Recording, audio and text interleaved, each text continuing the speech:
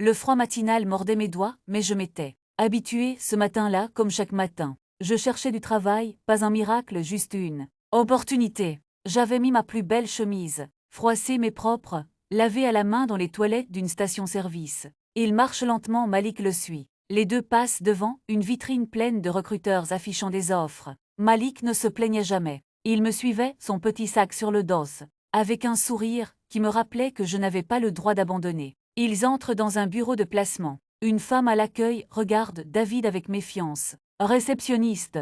Bonjour monsieur, vous cherchez un emploi. Vous avez une adresse de résidence à fournir. David calme et ferme.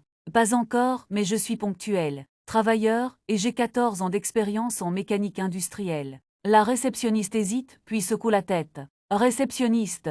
Sans domicile, l'employeur refusera, je suis désolé. David hoche la tête, serre les dents et ressort sans dire un mot. Encore un refus, encore un mur, et pourtant j'ai continué à marcher, parce qu'un homme qui abandonne, c'est un père qui tombe et moi, je ne voulais pas tomber, pas devant lui. Coupe rapide, David et Malik entrent dans un petit fast-food. Malik regarde les clients manger avec envie. Malik doucement.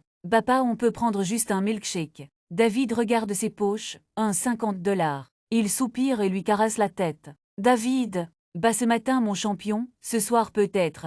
Je me sentais comme une ombre. Invisible, trop propre pour mendier, trop pauvre pour être digne. Plus tard, ils sont assis sur un banc, Malik dessine. Dans un carnet froissé, David regarde les annonces sur un panneau. J'ai vu une annonce collée sur un poteau. Aide au déchargement entrepôt 6H10H. Rémunéré à la journée. Pas de diplôme requis, pas d'adresse demandée. Juste des bras, les miens étaient fatigués mais ils étaient là. Montage rapide, David travaille dans un entrepôt. Transpire, porte des cartons, glisse sur la neige. Fondu à la fin de la journée, il reçoit un billet de $20. Ce billet, ce n'était pas grand-chose, mais c'était le premier pas vers le retour. J'ai couru vers Malik avec un hot dog et un sourire. Ce soir-là, on a mangé chaud, et j'ai pleuré en silence de joie. Parce qu'après la nuit, il y a toujours un matin.